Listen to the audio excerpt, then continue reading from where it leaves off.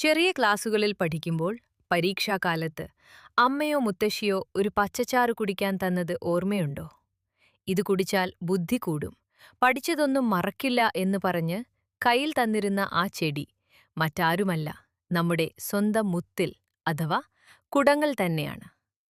കാണാൻ വളരെ ചെറുതാണെങ്കിലും തലച്ചോറ് മുതൽ ചർമ്മം വരെ ശരീരത്തിലെ ഭൂരിഭാഗം രോഗങ്ങൾക്കും ഉപയോഗിക്കാൻ പറ്റിയ ഇതിന്റെ അത്ഭുത ഗുണങ്ങൾ കേട്ടാൽ നമ്മൾ ശരിക്കും ഞെട്ടിപ്പോകും. ഈ ഒരു കുഞ്ഞു ചെടി ഏതൊക്കെ രോഗങ്ങൾക്കാണ് മരുന്നായി ഉപയോഗിക്കുന്നത് എന്ന് നമുക്കൊന്ന് നോക്കാം.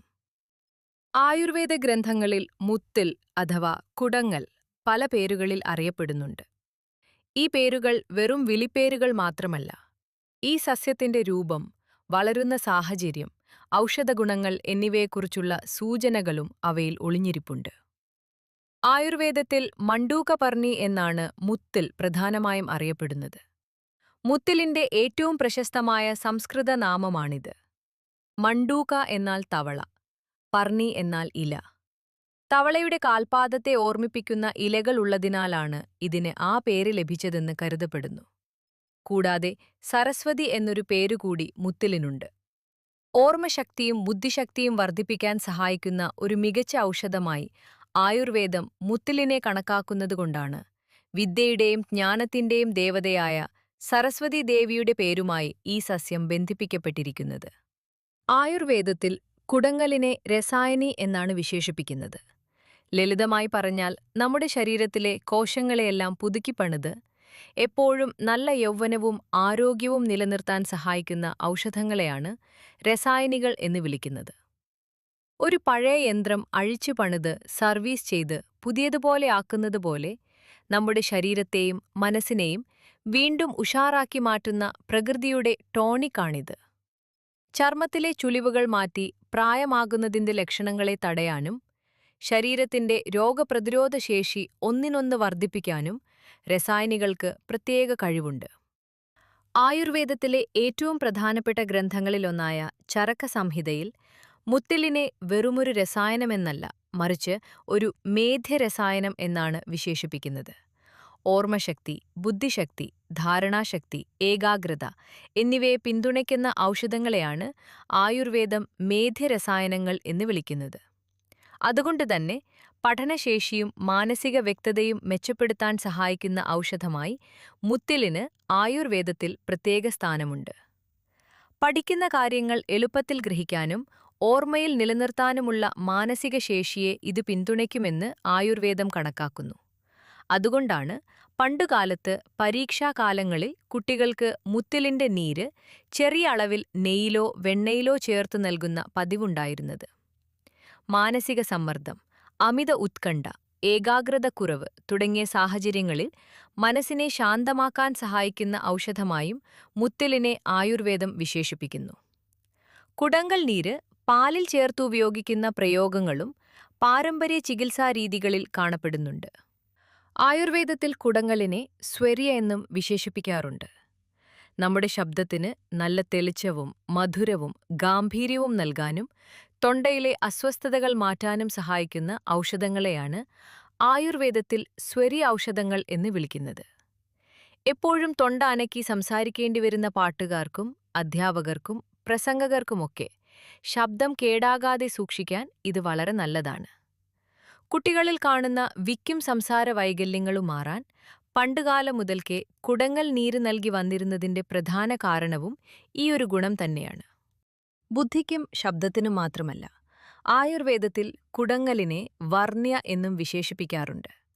നമ്മുടെ ചർമ്മത്തിന്റെ നിറവും തിളക്കവും വർദ്ധിപ്പിക്കാനും ചർമ്മത്തിന്റെ ആരോഗ്യം മെച്ചപ്പെടുത്താനും സഹായിക്കുന്ന ഔഷധങ്ങളെയാണ് ആയുർവേദത്തിൽ വർണ്യ ഔഷധങ്ങൾ എന്ന് വിളിക്കുന്നത്.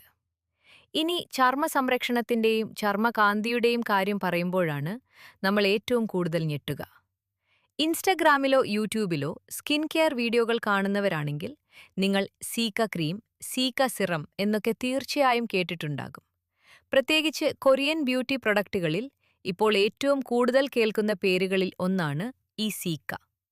നമ്മളൊക്കെ മാളുകളിൽ പോയി വലിയ വില കൊടുത്ത് വാങ്ങുന്ന ആ വിദേശി സീക്ക ക്രീമുകളുണ്ടല്ലോ, അത് സത്യത്തിൽ നമ്മുടെ ഈ കുടങ്ങൽ അല്ലെങ്കിൽ മുത്തിൽ എന്ന് പറയുന്ന ചെടിയുടെ സത്ത് തന്നെയാണ്. ചർമ്മത്തിലെ കോശങ്ങളെ പുതുക്കാനും മുഖക്കുരു മാറ്റാനും ചർമ്മത്തിലെ നല്ല തിളക്കം നൽകാനും അകാല വാർദ്ധക്യം തടയാനും ഇതിലും മികച്ചൊരു പ്രകൃതിദത്ത കൂട്ട് വേറെയില്ല. ഇതുകൂടാതെ ചർമ്മത്തിലുണ്ടാകുന്ന വിട്ടുമാറാത്ത പല രോഗങ്ങൾക്കും ഇതൊരു ഒന്നാന്തരം മരുന്നാണ്. സോറിയാസിസ്, വ്രണങ്ങൾ, സ്കിൻ അലർജികൾ എന്നിവയ്ക്കൊക്കെ കുടങ്ങൾ അകത്തും പുറത്തും ഒരുപോലെ ഉപയോഗിക്കാം. കുടങ്ങൾ നീരും പച്ചമഞ്ഞളും ചേർത്തരച്ചു പുരട്ടിയാൽ മഴക്കാലത്തുണ്ടാകുന്ന പുഴുക്കടിയും ഫംഗൽ ഇൻഫെക്ഷനും പെട്ടെന്ന് മാറും. അടുക്കളയിൽ ജോലി ചെയ്യുമ്പോൾ ഉണ്ടാകുന്ന ചെറിയ പൊള്ളലുകളും അതിന്റെ പാടുകളും മാറാൻ കുടങ്ങൾ നീര് പശുവിൻ നെയ്യിൽ ചാലിച്ച് പുരട്ടാവുന്നതാണ്. അതുപോലെ തന്നെ ദഹനവ്യവസ്ഥയുടെയും കരളിന്റെയും ആരോഗ്യ സംരക്ഷണത്തിന് പാരമ്പര്യമായി ഉപയോഗിച്ചുവരുന്ന നാടൻ വഴികളിലൊന്നാണിത്. ശരീരത്തിലെ അമിത ചൂടും പിത്തവും കുറയ്ക്കാൻ ഇതിന് പ്രത്യേക കഴിവുണ്ടെന്നാണ് ആയുർവേദം പറയുന്നത്. ആമാശയത്തിലെയും കുടലിലെയും അൾസർ കാരണം ബുദ്ധിമുട്ടുന്നവർക്ക് കുടങ്ങൾ അരച്ച് പുളിപ്പില്ലാത്ത ഫ്രഷ് മോരിൽ ചേർത്ത് കഴിക്കുന്ന പരമ്പരാഗത ശീലമുണ്ട്. ഇത് വായ്പുണ്ണും വായ്നാറ്റവും മാറ്റാനും സഹായിക്കും.